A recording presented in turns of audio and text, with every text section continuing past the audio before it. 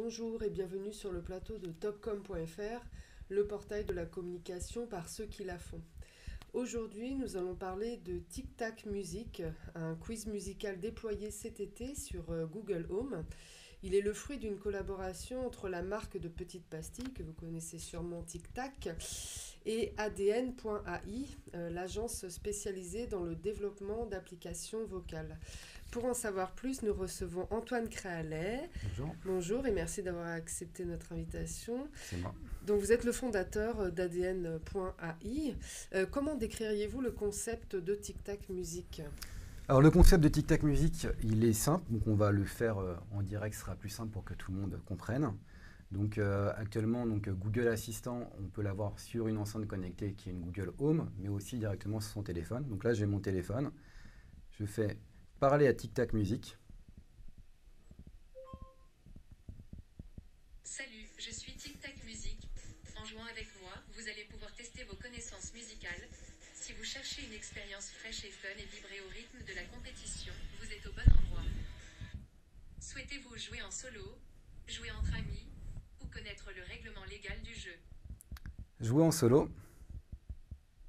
C'est parti, question 1. Là, je vais vous laisser répondre.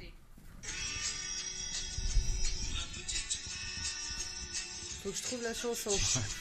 Ah là là. Ah là là, c'est une cote. Un Quel petit est le tour. nom de l'interprète de ce titre? Ah, je sais pas. Je ne sais pas, c'est trop vieux. Mauvaise réponse. C'était Michel Delpech. Ah là là. Voilà, donc on va Question 2. arrêter là. C'est mieux, je crois, pour moi. Bon, en tout cas, ça se veut, donc c'est un jeu qui est ludique, donc, comme on a pu le Mm. constater. On peut jouer soit seul, soit entre amis, ou soit on va dire défier la communauté de Tic Tac, puisqu'en fait on avait fait aussi un site internet où lorsque les gens jouaient, il y avait un classement qui s'opérait au fur et à mesure, avec justement des incentives et des dotations à gagner.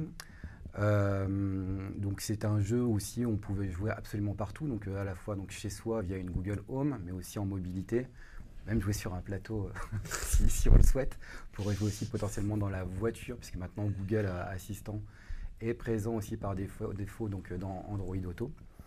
Donc c'est en fait une innovation, puisqu'en fait Google Assistant, à l'époque où Tic Tac nous a interrogé, donc il y a un an, c'était à peu près, il était disponible sur 500 millions d'appareils dans le monde. Si je prends les mêmes chiffres aujourd'hui, c'est 1,7 milliard d'appareils disponibles pour l'assistant Google.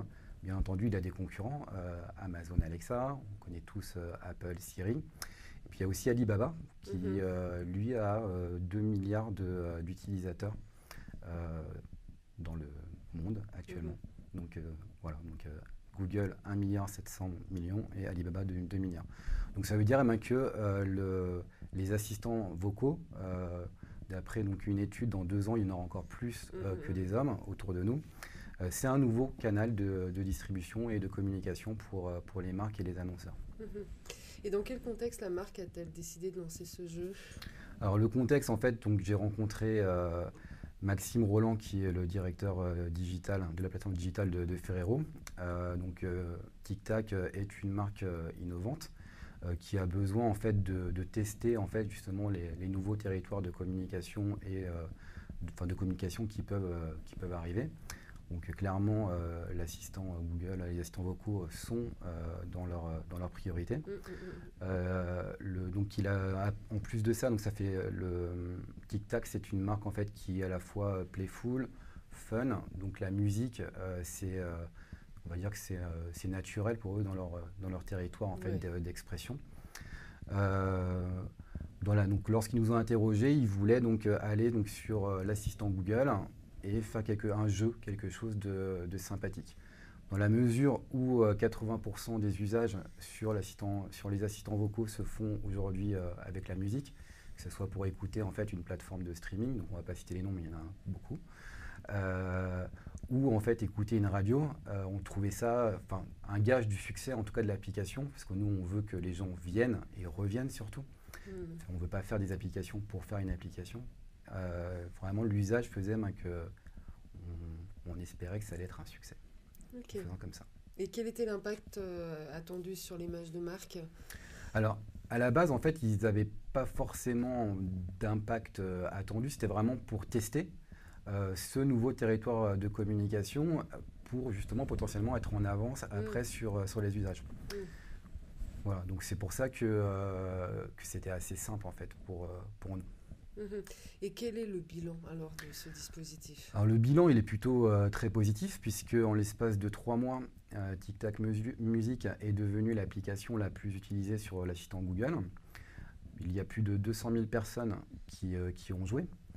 Donc quand on sait qu'actuellement il y a à peu près 3 millions de Google Home, donc l'enceinte en France, et que je crois 50% des Français ont déjà utilisé au moins une fois un assistant vocal, mais que ce soit Siri, les résultats donc, sont plutôt excellents. Le taux de rétention qui était de 5 minutes sur l'application nous prouve que les gens ont aimé et ne sont pas venus et repartis immédiatement et ont joué. Donc ça c'est aussi un point très positif pour nous et pour l'application TikTok. Et en moyenne, il y a eu à peu près 3 parties par utilisateur. Donc c'est un succès. TikTok est très content. Et nous, forcément, on est content d'avoir rendu heureux notre client. Voilà. Et justement, votre agence a-t-elle d'autres projets de ce type avec d'autres marques? Alors, de ce type, pas forcément. Donc, nous, on est plutôt créatifs et en fait, on aime répondre aussi à des briefs concrets. On a déjà travaillé avec la maison Guerlain, par exemple, qui est un de nos premiers clients, où on a fait des dispositifs totalement différents, où là, c'était essentiellement de l'aide, on va dire, à la vente, à la pré-vente, où en fait, on pouvait, à partir d'un voyage olfactif, parce que le parfum ne se sent pas, on était parti en fait sur les souvenirs olfactifs, où on posait 5 ou 6 questions, et au bout des 5 ou 6 questions, on avait 2 résultats, les 2 parfums qui vous conviennent, à partir des 110 parfums que propose la marque Guerlain. Donc ça, c'est un exemple qui est totalement différent de celui de TikTok. On a travaillé aussi récemment pour un constructeur automobile, qui est Audi, pour laquelle on vient juste de lancer leur application. Où là, en fait, à part sur Amazon Alexa, on va pouvoir prendre un rendez-vous directement chez le partenaire Audi le plus proche. Soit pour tester un véhicule, ou soit pour en fait faire son entretien.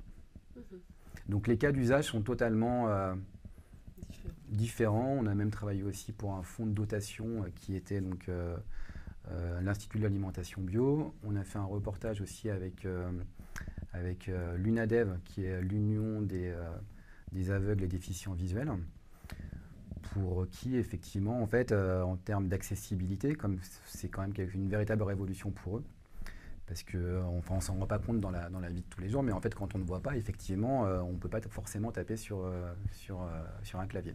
Et là, le fait en fait, de pouvoir parler, ça nous permet en fait, d'avoir accès à toutes les applications qui sont en train d'être créées sur Google Assistant ou Amazon Alexa, qui sont les 2 produits principalement grand public.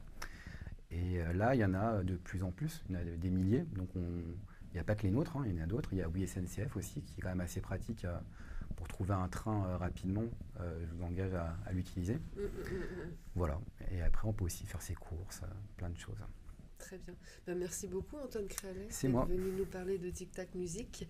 Et à bientôt sur le plateau de topcom.fr.